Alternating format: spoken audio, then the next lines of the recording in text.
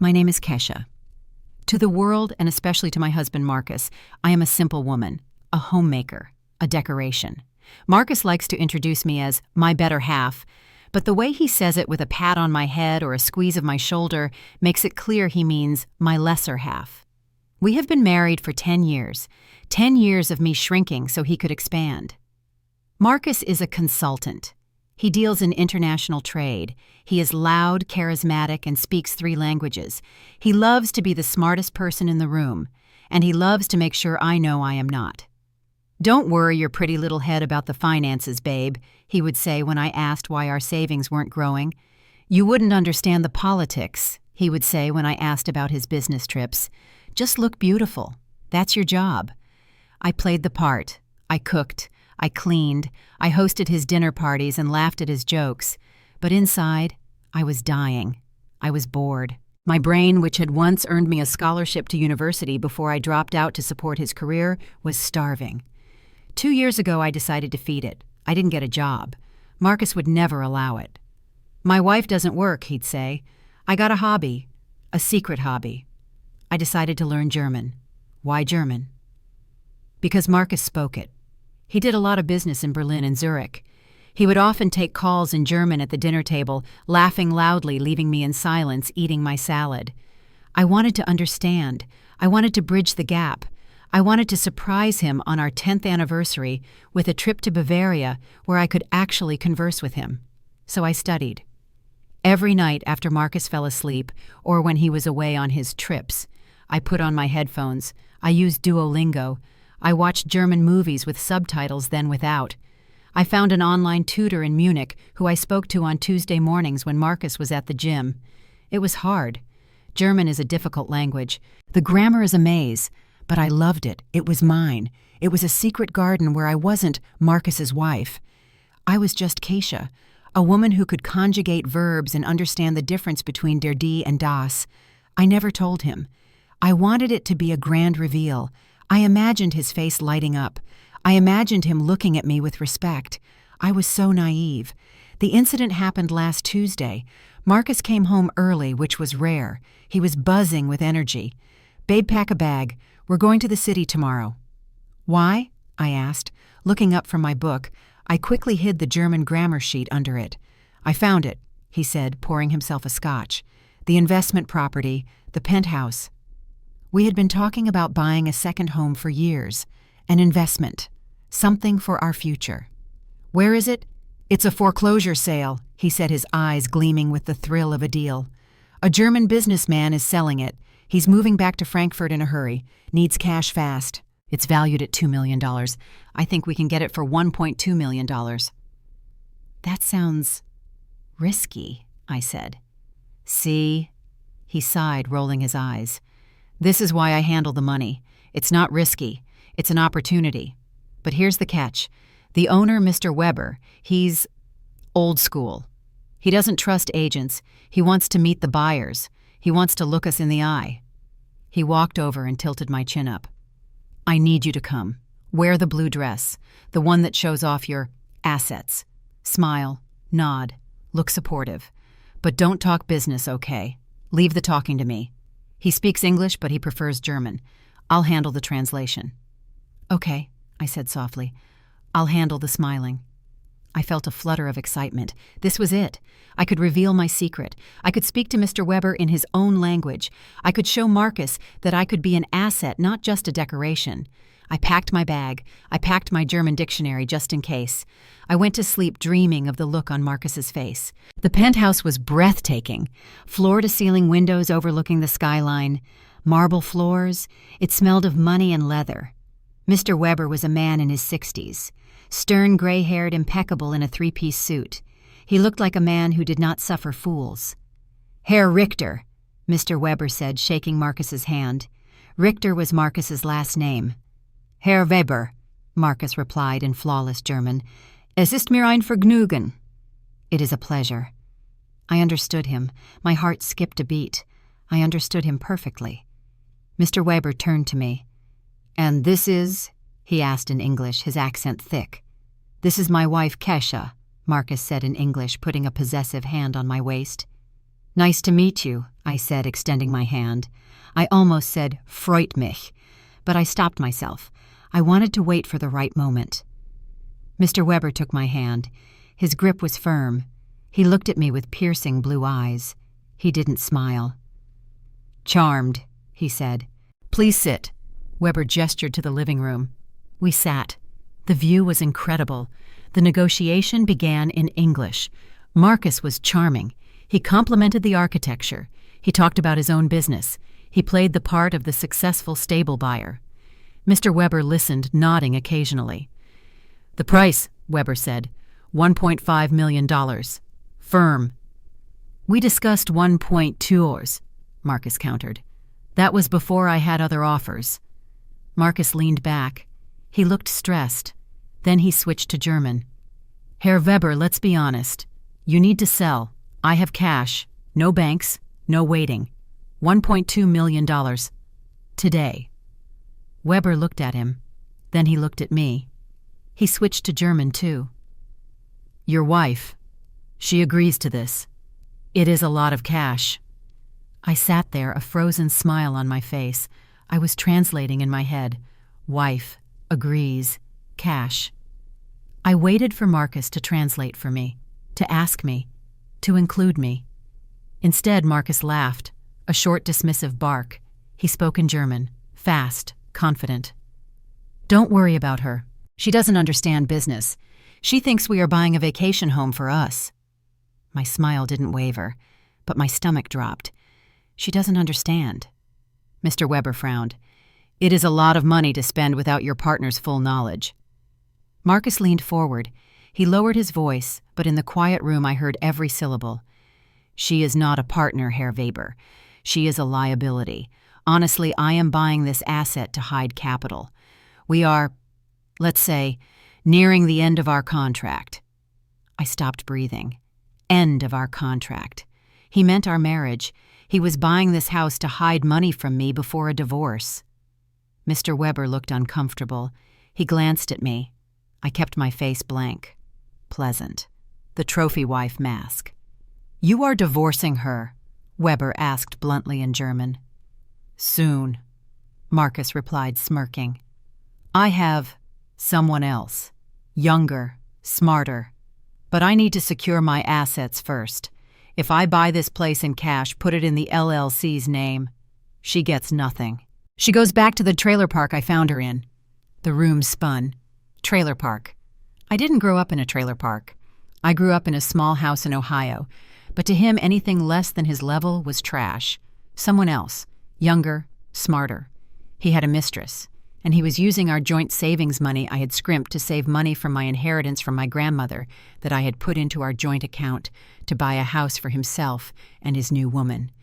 I felt a scream building in my chest, a scream of rage, of betrayal, of 10 years of wasted life. I wanted to stand up and slap him. I wanted to shout in perfect German, "You pig, I hear you." But I didn't. I remembered my tutor's words. German is a language of precision, of control. Control. If I screamed now, the deal would blow up. Marcus would know I knew. He would hide the money somewhere else. He would file for divorce before I could protect myself. I needed him to buy the house. I needed him to put the money into a tangible asset, because assets can be seized. Cash can disappear. I took a breath. I forced my pulse to slow. I widened my smile. I reached out and touched Marcus's arm. "Honey," I said in English, my voice sweet and airy, "is everything okay? You sound so serious." Marcus turned to me.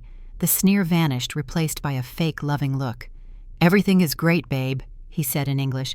"Mr. Weber and I are just discussing the plumbing, technical stuff. Boring." "Oh," I giggled. "Okay, I trust you." He turned back to Weber. He winked. "See?" he said in German. "No brains, just a pretty face. Easy." Mr. Weber looked at me again. He looked at my eyes. I don't know what he saw. Maybe he saw the flash of steel behind the hazel. Maybe he saw the way my hand was gripping my purse so hard the leather was creasing. Mr. Weber didn't smile. "Very well," Weber said in German. "If you have the cash, we can sign today." The papers were prepared. They were in English. But the deed, The deed was being transferred to a company called Apex Holdings LLC. "Sign here, babe," Marcus said, pointing to a line. "This is just acknowledging you waive your rights to the property title. It's for tax purposes. The LLC protects us." "Protects us?" I asked innocently. "Yes. If anyone sues me, they can't take our vacation home. It's smart business." "You're so smart, Marcus," I said. I picked up the pen. I looked at the document. Spousal waiver. If I signed this, I was legally saying I had no claim to this property. But if I didn't sign, he would know. I thought fast. I needed a loophole. I looked at the notary stamp. It was blank. The notary wasn't here yet. "Where is the notary?" I asked.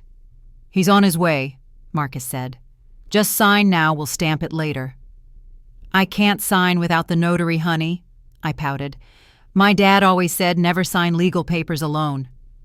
Marcus looked annoyed. "Keisha, don't be difficult. Mr. Weber is waiting." Mr. Weber spoke up. In English. "She is right," he said. "The law is the law. We wait." He looked at me with a strange expression. Respect. We waited 20 minutes. While we waited, Marcus went to the bathroom. I was alone with Mr. Weber. He looked at me. "Mrs. Richter," he said. "Yes, you are very patient." "I have learned to be," I said. He leaned forward. "My wife. She was patient too. She was a good woman. I miss her." "I'm sorry," I said. "Do not be sorry for me," he said. Then he lowered his voice. "Be sorry for the man who underestimates his wife." I looked at him sharply. Did he know? Did he suspect I understood? "Why do you say that?" I asked. He shrugged. "Eyes. The eyes never lie. The mouth smiles, but the eyes, they calculate." He tapped the table. "If I were you, I would read the fine print of that waiver very carefully." The notary arrived. I read the waiver again. "Waives all rights to property located at..." I signed. But I didn't sign Kesha Richter. I signed Kesha Vance. My maiden name. It was a small difference, a sloppy scrawl. Legally, I was Kesha Richter. My driver's license said Richter. My passport said Richter. Signing a legal document with a name that isn't your legal name, it makes the document contestable. It creates a mess, a loophole. It was a gamble. But it was all I had in the moment. I handed the paper to the notary. He barely glanced at it. He stamped it. Marcus grinned. Done. He transferred the money. $1.2 million. He high-fived Mr. Weber. "A pleasure doing business," Marcus said in German. "And don't worry about the girl. She'll be gone by Christmas." Mr. Weber shook his hand. "Good luck, Herr Richter," Weber said. "You will need it." The drive back to our house was excruciating. Marcus was singing along to the radio. He was tapping on the steering wheel. He was a man who had just pulled off the perfect crime. "We did it, babe," he said, squeezing my knee. "Our future is secured." "Yes," I said, looking out the window. Our future. I looked at his profile. The handsome jaw. The expensive sunglasses. I used to think he was the sun. Now I saw him for what he was. A black hole. He had taken my youth. He had taken my confidence. And he was planning to take my security. She goes back to the trailer park. The anger that had been a hot flame in the penthouse cooled down into a block of ice in my chest. I wasn't going to the trailer park, and he wasn't going to keep that penthouse. I pulled out my phone. I opened the Notes app. I started typing. Not a grocery list, a war plan. 1. Secure evidence of the affair. 2. Find the money trail for the LLC. 3. Record him. 4. Lawyer up. I looked at him one last time. "What are you thinking about, sunshine?" he asked, noticing my silence. I turned to him. I smiled. It was the brightest, fakest smile I had ever managed. "I was just thinking," I said, "that I should really focus on my hobbies. Maybe learn a new language." Marcus laughed. "Oh, Keisha, stick to shopping. It's what you're good at." "You're right," I said. "I'm very good at shopping, especially for solutions." We pulled into the driveway. The game was on. And for the first time in 10 years, I held all the cards. He just didn't know we were playing yet. The days following the meeting at the penthouse were a masterclass in deception. I became the perfect wife. I cooked Marcus's favorite meals, steak Diane heavy on the cream, just how he liked it. I ironed his shirts until the creases could cut glass. I asked him about his day with wide, adoring eyes. "You're in a good mood," Marcus remarked over breakfast on Thursday. He was eating toast, scrolling through his phone. I said, pouring him coffee. "I'm just so excited about the vacation home. I've been looking at swatches for curtains. Do you think cerulean blue matches the marble?" He chuckled, not looking up. "Whatever you want, babe. Just keep it under budget. We need to be liquid." Liquid. Right. I nodded sagely, as if I understood. For the business. Inside, I was screaming. Every time he touched me, my skin crawled. Every time he smiled, I saw the sneer he gave Mr. Weber. But I needed time. My war plan had 3 objectives. 1. Prove the affair to destroy his character in court. 2. Prove the financial fraud to seize the assets. 3. Secure the money before he filed for divorce. I started with the easy part, the phone. Marcus was arrogant. He didn't change his passcode often. It was still 123456. He claimed complex passwords were for paranoid people. But he never left his phone unattended. He took it to the bathroom. He slept with it under his pillow, so I had to wait for him to slip up. It happened on Friday night. He was drinking, celebrating a big win at work. He passed out on the sofa, the phone resting on his chest. I crept over. I gently lifted the phone. I unlocked it. I went straight to WhatsApp. There were dozens of chats, business partners, golf buddies, and one chat pinned to the top, saved as Hans Accountant. I opened it. It wasn't an accountant. The profile picture was a pair of legs in fishnet stockings. The messages were graphic. "Can't wait for you to be in the new place, Daddy. Is the wife suspicious? She's clueless. I bought the house today. We'll be in by November." My hands shook. I took photos of the chat with my own phone. Then I saw a voice note sent earlier that evening. I pressed play, holding the phone to my ear so the sound wouldn't wake him. It was Marcus's voice, speaking German. "Liebling, es ist fast vorbei. Darling, it is almost over. I am moving the last of the funds to the Cayman account tomorrow. Once the house closes, I serve her the papers. She gets the debt, we get the gold." She gets the debt. I froze. What debt? I scrolled back. There was a document attached to the chat. A PDF. Apex Holdings, LLC. Loan agreement. I opened it. It was a loan document. Apex Holdings, the company buying the house, was taking out a private loan of $2 million. Guarantor, Kesha Richter. He had forged my signature again. He was buying the house with my credit, but putting the deed in his company's name. If he defaulted, which he planned to do, the bank would come for me. They would take my car, my personal savings, even my jewelry. He wasn't just leaving me with nothing. He was burying me in debt I could never repay. I took a photo of the document. I put the phone back on his chest. I went to the bathroom and vomited. I had the evidence. Now I needed a strategy. I couldn't go to a regular lawyer. Marcus knew them all. He played golf with half the divorce attorneys in the city. If I made a move, he would know within an hour. I needed someone outside his circle, someone who hated him. I thought of Mr. Weber, the German seller. He had warned me. "Read the fine print." He knew. I found his number on the business card Marcus had left on the counter. I waited until Marcus went to the gym on Saturday morning. I called. "Hello," a gruff voice. "Herr Weber," I said. "This is Kesha Richter." Silence. "Mrs. Richter," he said, switching to English. "I did not expect to hear from you." "I speak German," I said. Silence again. Then a slow exhale. "Ach so, I see. You heard everything." "Yes, I heard him call me stupid. I heard him say he was stealing from me. And yet," Weber said, his voice gaining a note of admiration, "you signed the papers." "I signed my maiden name," I said. "I created a loophole." Weber laughed, a deep belly laugh. "Ha, a loophole. Very good. You are not stupid, Frau Richter." "No, but I am in trouble.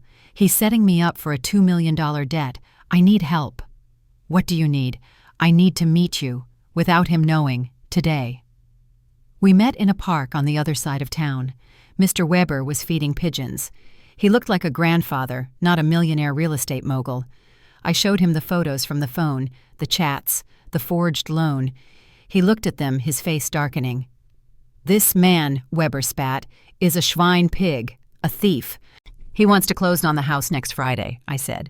"If the sale goes through, the money leaves his account and goes to you, and I get stuck with the debt." "So stop the sale," Weber said.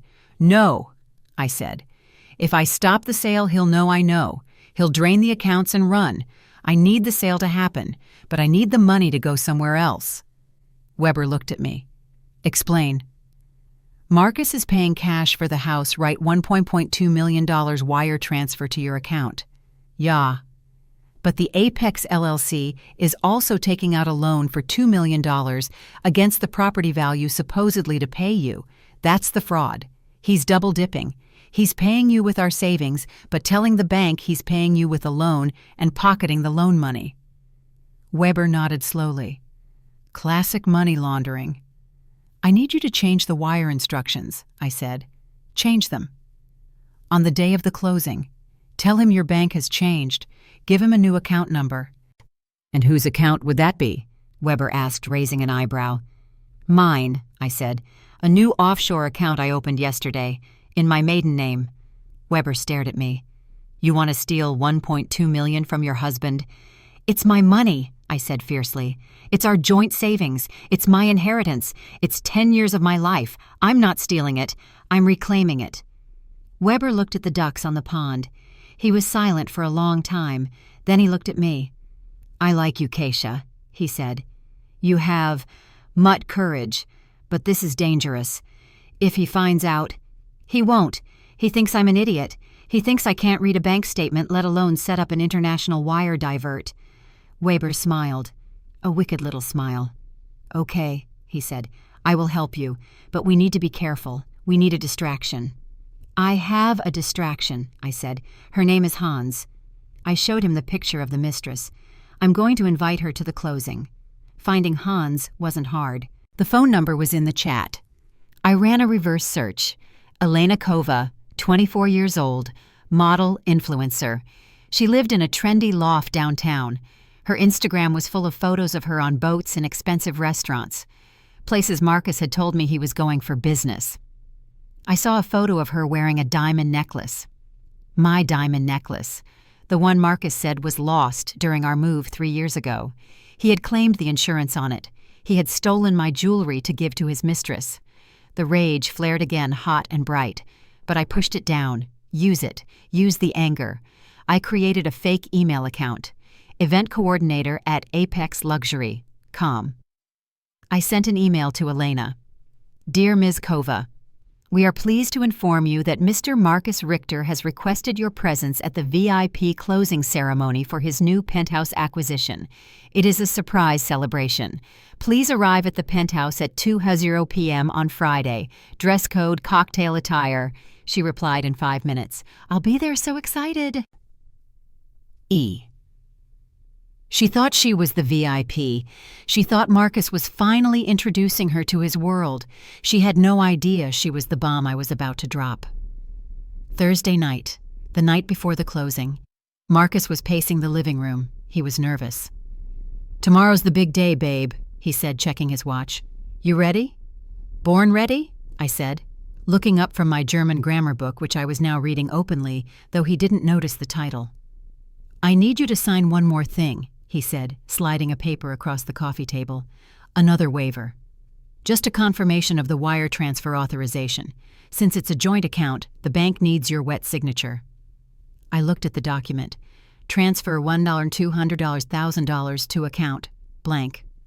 "The account number is blank," I said. "Oh, Mr. Weber is sending the details tomorrow morning," Marcus said smoothly. "Just sign it now so we don't have to rush in the morning." I looked at him. He was sweating slightly. This was it, the final step. If I signed this, he could fill in any account number. He could send the money to himself or to the Cayman Islands or to hell. But I needed him to initiate the transfer. I needed him to think he had won. I picked up the pen. Okay, honey, I said. But promise me one thing. Anything. Promise me we can go to Germany for our anniversary. I've always wanted to go. He laughed. It was a cruel, dismissive laugh. Sure, babe. Germany. Whatever you want. He was lying.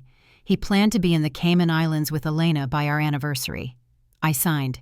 Keisha Richter. Legible. Clear. This time I didn't use a loophole.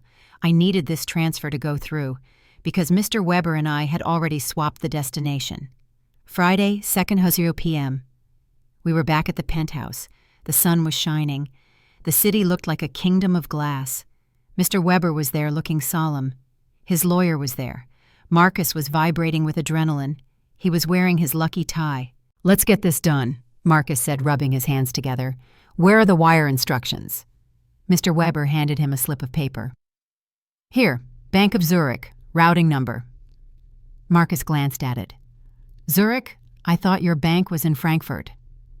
I prefer Swiss privacy, Weber said, not blinking. Don't we all? Marcus winked. Okay, inputting now. He pulled out his laptop. He logged into our bank. I watched him type the numbers. He was transferring our life savings, $1.2 million. He hit enter. Processing. Transfer complete. Marcus let out a breath. Done. The money is yours, Herr Weber. Exquisite, Weber said. Just then the elevator dinged. The doors opened. Elena stepped out. She looked spectacular, a silver dress, high heels, and my diamond necklace sparkling around her neck. Surprise! She squealed, holding a bottle of champagne. Marcus froze. His face went from triumph to absolute horror. Elena, he choked. What? What are you doing here? You invited me, silly. She ran over and threw her arms around him. The email, the VIP party. She looked at me. She stopped. Who is she? Elena asked, looking me up and down with disdain. The maid. Marcus pushed her away. Elena, shut up. What email? I didn't send an email. Yes, you did. Apex Luxury. Marcus looked at me. He realized something was wrong. The color drained from his face. Keisha, he whispered. I stood up. I smoothed my dress. I walked over to Elena. I reached out and touched the necklace. That's a beautiful necklace, I said. Thanks. She smirked. Daddy gave it to me. I know, I said. He gave it to me 5 years ago. It was my grandmother's. I yanked it. The clasp snapped. The necklace came free in my hand. Ow! Elena screamed. She attacked me! Marcus, do something! Marcus didn't move. He was staring at me. You invited her, he said. I did, I said. I thought we should all celebrate together. The wife, the mistress, and the fraud. What are you talking about? I know everything, Marcus, I said. I know about the affair. I know about the fake loan. I know about the plan to leave me with the debt. You're crazy, he stammered. I love you. Save it, I said. You don't love anyone but yourself. He laughed, a nervous, desperate laugh. Fine, he sneered. So, you know. So what? The money is gone, Keisha. I just transferred it. The house is mine. The LLC owns it. And you signed the waiver. You have nothing. You are homeless. He turned to Weber. Give me the keys. Mr. Weber looked at him. He didn't move. Then Mr. Weber smiled. He looked at me, and he spoke, in English. Mr. Richter, Weber said, I think you should check the transfer status. Marcus frowned. He looked at his laptop. Transfer successful. It's done, Marcus said. Yes, Weber said, but check the beneficiary. Marcus clicked on the receipt. Beneficiary name, Keisha Vance. Bank Cayman National Bank. Marcus stared at the screen. He blinked. What is this? I changed the account number, I said softly. Mr. Weber helped me. You stole my money, Marcus screamed. No, I said. I moved my money, out of reach of a man who was trying to rob me. Marcus lunged at me. Give it back. Undo it. Mr. Weber stepped in front of me. He was older, but he was broad. He blocked Marcus. Touch her, Weber said in German, "and I will break your arm." Marcus backed off. He was panting. He looked like a trapped animal. "The house," he said. "I still bought the house. The contract." "The contract," Weber said, picking up the papers, "is contingent on payment received by the seller. I have received nothing. Therefore, the sale is void." He ripped the contract in half. "RIP. You planned this," Marcus whispered, looking at me with pure hatred. "You played me." "Yes," I said. "I played the part you wrote for me. The dumb wife, the trophy." I walked up to him. I looked him in the eye. "Überraschung," I said in perfect German. "Surprise. Ich bin nicht dumm, Marcus. Ich habe nur zugehört." "I am not stupid, Marcus. I was just listening." His jaw dropped. You speak." "Everything," I said. "Every insult, every plan, every dirty word you said to her." I looked at Elena. She looked confused and terrified. "Get out," I told them. "Both of you." "This isn't over," Marcus yelled. "I'll sue you. I'll destroy you." "With what money?" I asked. "Your accounts are empty. And the bank is going to be very interested in that fraudulent loan application I sent to the FBI this morning." FBI. Marcus went white. Identity theft, wire fraud, bank fraud. I listed them off on my fingers. "You're not going to the Cayman Islands, Marcus. You're going to federal prison." Sirens wailed in the distance, getting closer. "Run?" I suggested. "They sound close." The sirens weren't a bluff. The FBI agents stormed the penthouse moments after I told Marcus to run. They didn't arrest him immediately, for the fraud white-collar investigations take time, but they detained him for questioning based on the evidence I had emailed Agent Miller, a contact Mr. Weber had provided. They seized his laptop, they seized his phone, and they seized Elena, who was screaming that she didn't know anything while wearing my stolen necklace. I walked out of that penthouse with Mr. Weber. I felt light, weightless. "You did well, mein Liebe," Weber said, patting my hand. "It's not over," I said. "He'll get bail. He always talks his way out of things." "He can try," Weber said, "but now the world knows he is a liar." I was right. Marcus was released on bail 48 hours later. His parents, who always believed their son was a saint, persecuted by a cruel world, put up their house as collateral. He didn't go to a hotel.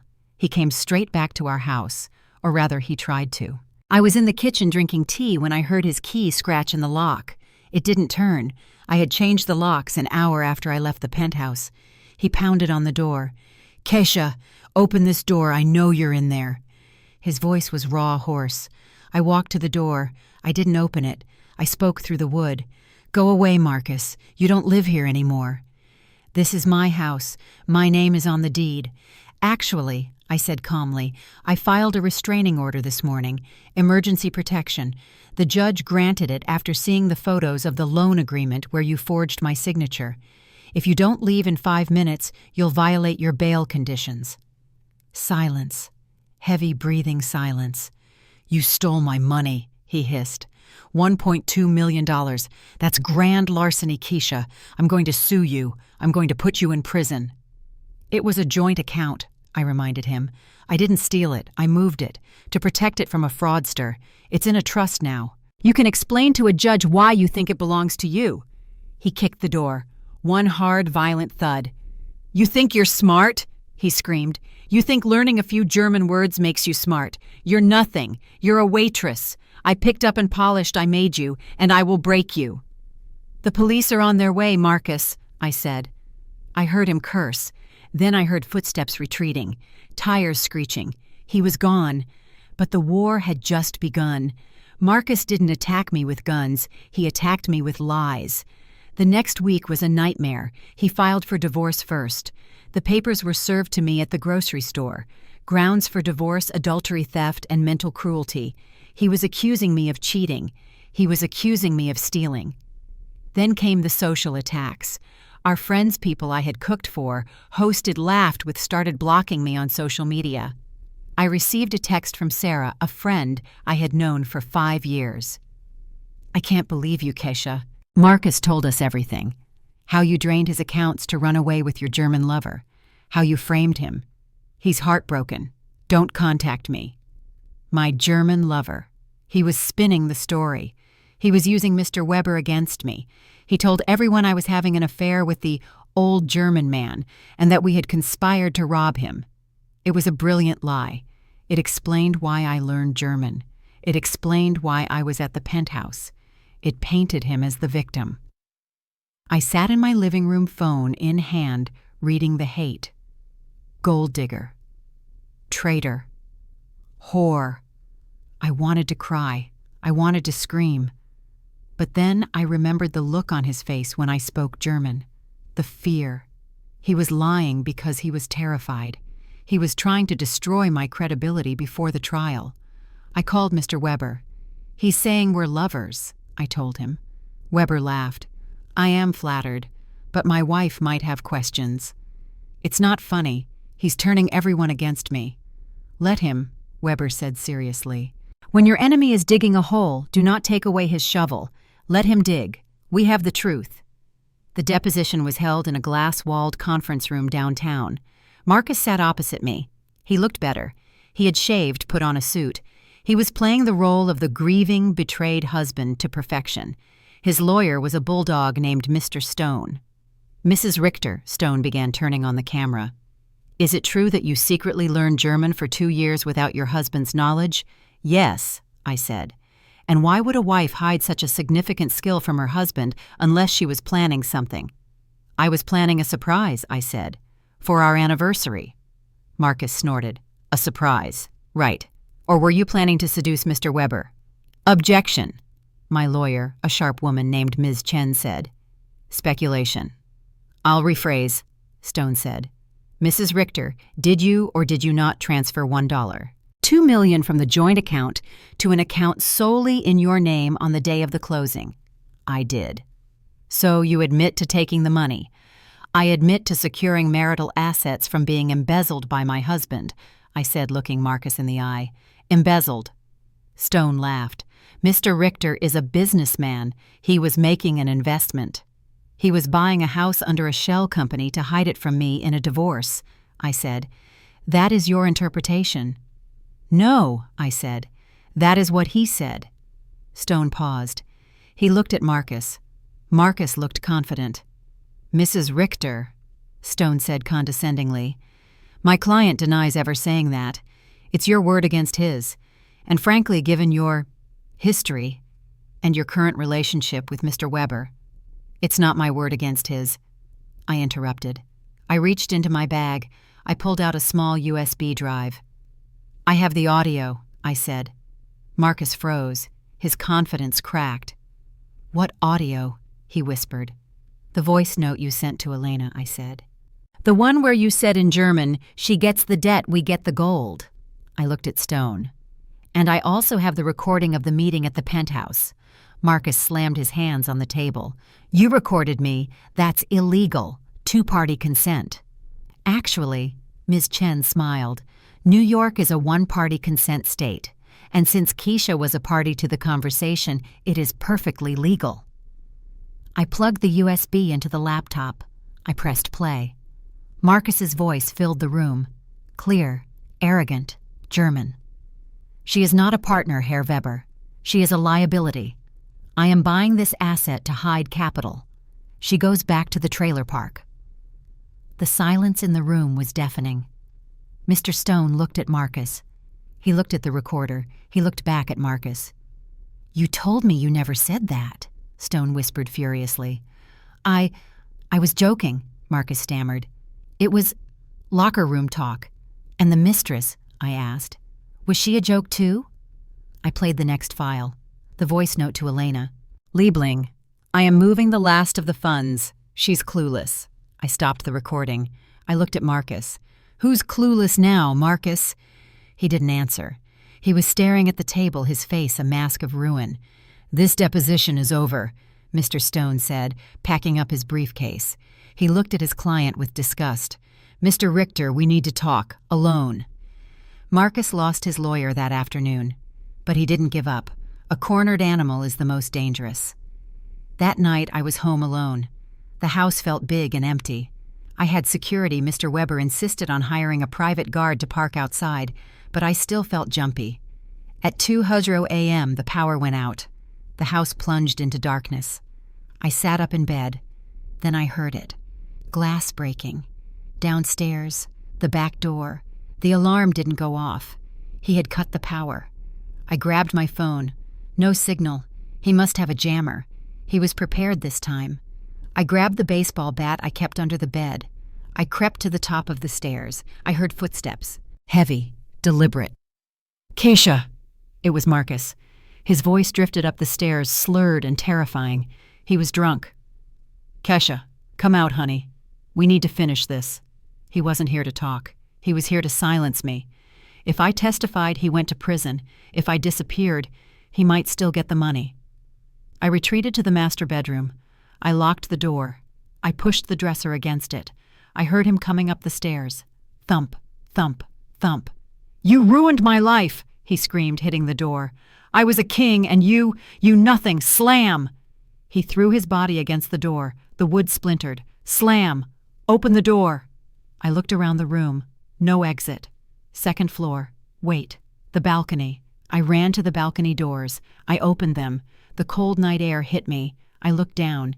It was a 15-foot drop to the garden. Below I saw the security guard's car. It was dark. "Help!" I screamed. "Help me!" The guard didn't move. Had Marcus heard him? Crack! The bedroom door gave way. Marcus stumbled into the room. He was holding a tire iron. "There you are." He smiled. It was a broken, jagged smile. "My clever wife." He walked toward me. "You think you can steal from me?" He raised the iron. "Marcus, stop," I said, backing onto the balcony. "Think about what you're doing. You're on bail." "I'm already dead," he roared. "You killed me, my reputation, my business. It's all gone, so I might as well take you with me." He lunged. I dodged. He swung the iron. It hit the railing, sparks flying. I scrambled over the railing. "No, you don't!" He grabbed my ankle. I kicked him, hard, in the face. He yelled, letting go. I fell. I hit the bushes below. Branches scratched my face. My ankle twisted. Pain shot up my leg, but I was alive. I scrambled out of the bushes.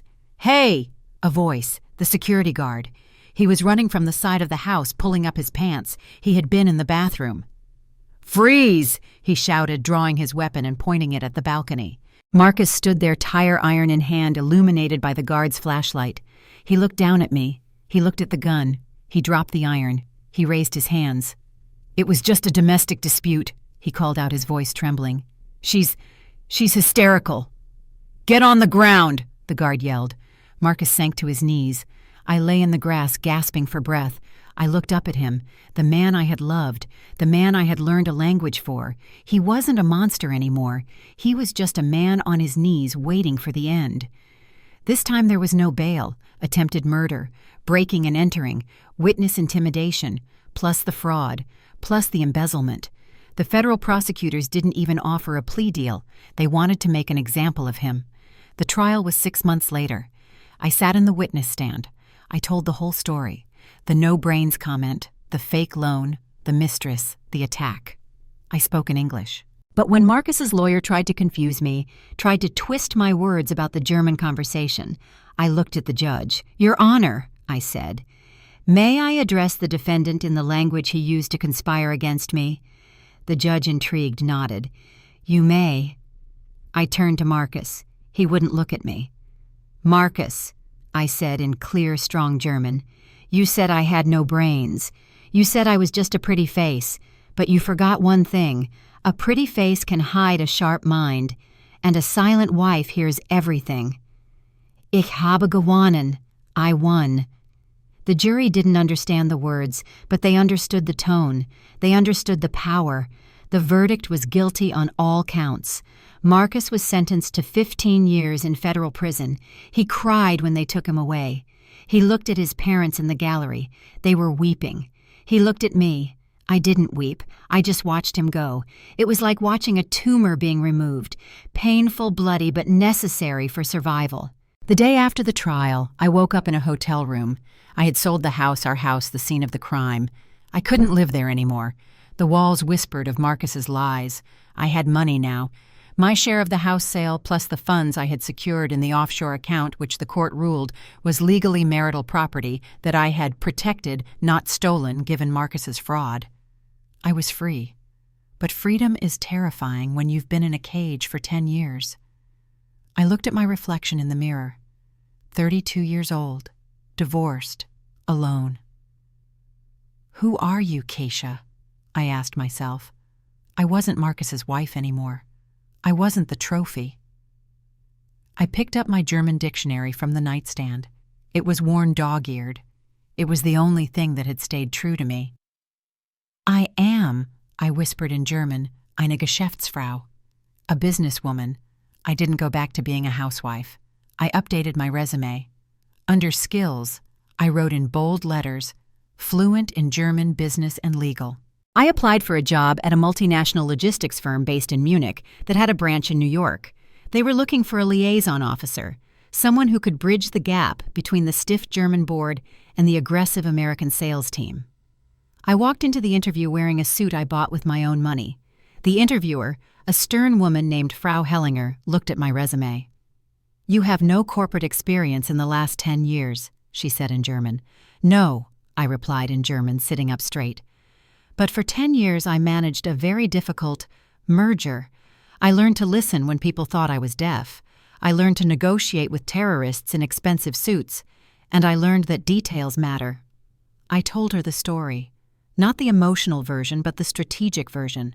How I uncovered the fraud, how I secured the assets, how I outsmarted a man who thought he was a king. Frau Hellinger stared at me. Then a rare smile cracked her face. "You are hired," she said. "We need someone who can spot a liar." 6 months later. I was living in a sleek condo in Manhattan. My own place, paid for with my salary. I was the senior director of European relations. I traveled to Berlin once a month, but I hadn't forgotten the man who helped me get there. Mr. Weber. I met him for lunch at a bistro in Central Park. He looked good, relaxed. "Keisha," he smiled, kissing my cheeks. "You look strahlend radiant." "I feel radiant, Kurt," I said. "Thank you, for everything." I did nothing. He waved his hand. "I just opened the door. You walked through it." We ate schnitzel and talked about business. He was proud of me. He was the father figure I had lost when my own dad died. "There is something I never told you," Weber said over coffee. "What, the day at the penthouse, when I helped you change the wire instructions." "Yes. I wasn't just helping a stranger. You reminded me of someone." His eyes grew sad. "My daughter, Liesel." "You mentioned her," I said. "You said she left a bad marriage." "She didn't leave," Weber whispered. "She stayed. Her husband. He was like Marcus, controlling, arrogant. He hid money. He isolated her.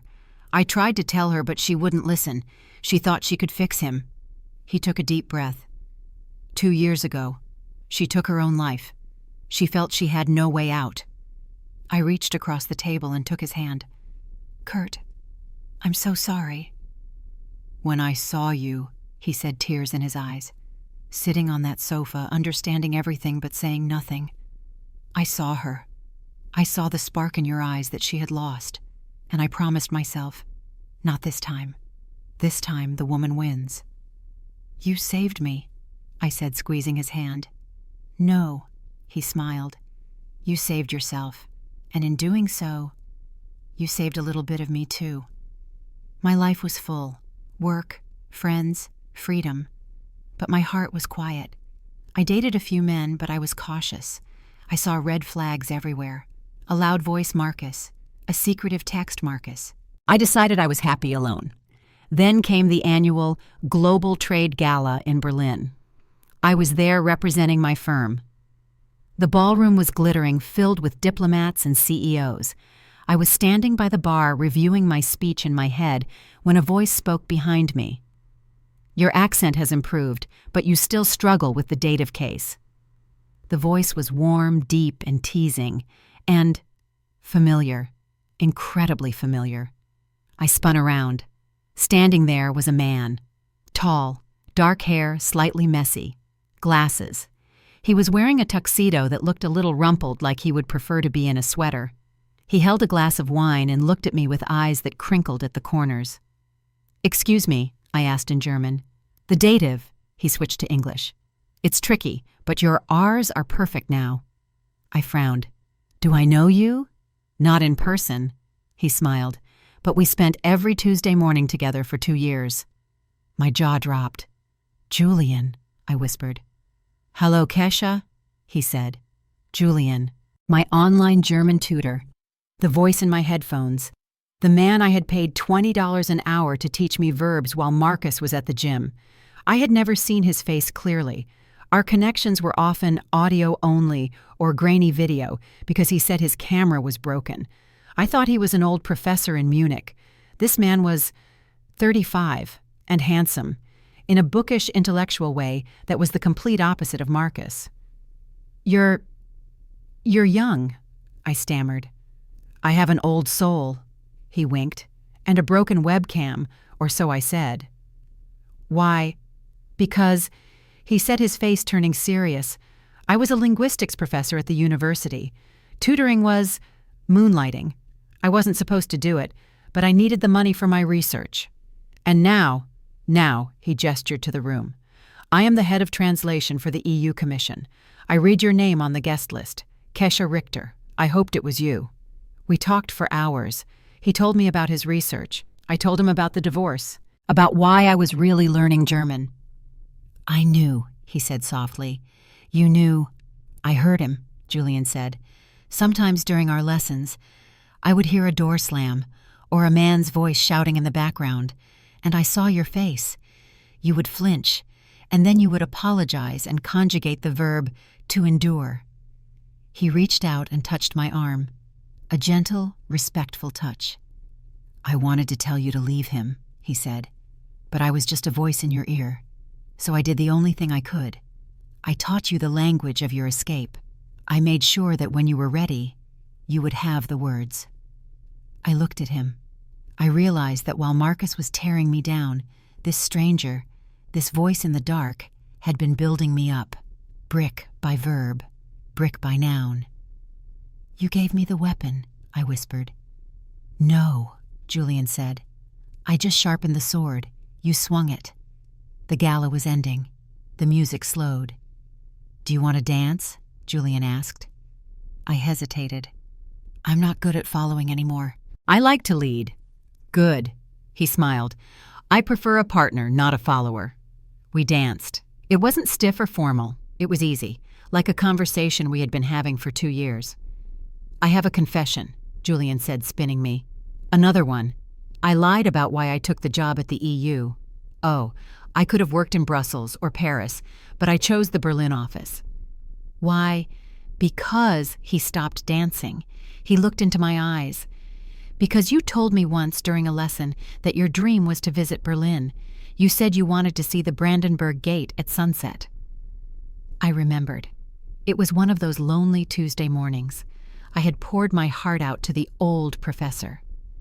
"I thought," Julian continued, "that if I was here, maybe one day you would come, and I could finally buy you that coffee I promised you when you mastered the subjunctive mood."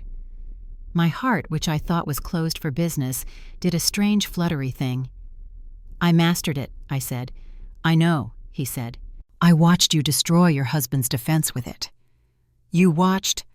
"I followed the trial," he admitted.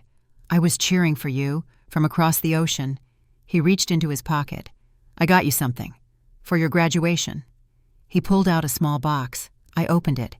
It wasn't a ring. It wasn't jewelry. It was an old iron key. "What is this?" "It's the key to a bookstore," he said.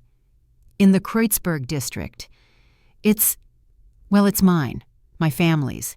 But I'm too busy with the EU. It needs a manager. Someone who loves books. Someone who speaks German. Someone who is looking for a new chapter." He looked at me vulnerable, hopeful. "I know you have a big job in New York," he said quickly, "and a life. But if you ever get tired of the corporate world, the position is open." I looked at the key. I looked at Julian. I thought about my sleek, empty condo in Manhattan. I thought about the joy I felt when I opened a German book, the joy of discovery. And I thought about Marcus. He had tried to make me small. Julian was offering me a world. "I can't move to Berlin today," I said. Julian's face fell slightly. "Of course I understand." "But," I said, closing my hand around the key, "I have a lot of vacation days saved up. Maybe I can come for a month, to consult." Julian's smile returned brighter than the chandelier. "A month," he said. "I can work with a month." He leaned in. "Darf ich? May I?" he whispered. "Ja," I whispered back. "Bitte." "Yes, please." He kissed me. It wasn't a conquering kiss. It was a question and an answer. It tasted like coffee and patience and the future. 2 years later. I am standing in the doorway of the open book bookstore in Berlin. The bell chimes. "Guten Morgen, Frau Richter," a customer calls out. "Guten Morgen," I reply. But that's not my name anymore. I am Kesha Vance. I split my time between New York and Berlin. I run my logistics team remotely, and I run this bookstore with my partner. Julian walks out from the back room carrying a stack of books. He kisses my cheek. "Ready for lunch?" he asks. "Ja." We walk out onto the street. The Berlin air is crisp. I see a couple arguing on the corner. The man is yelling. The woman is shrinking silent. I stop. I walk over to them. "Entschuldigung," I say to the woman. She looks at me startled. I hand her my business card. It has the number of a women's legal aid center I support. "Du bist stärker als du denkst," I whisper to her. "You are stronger than you think.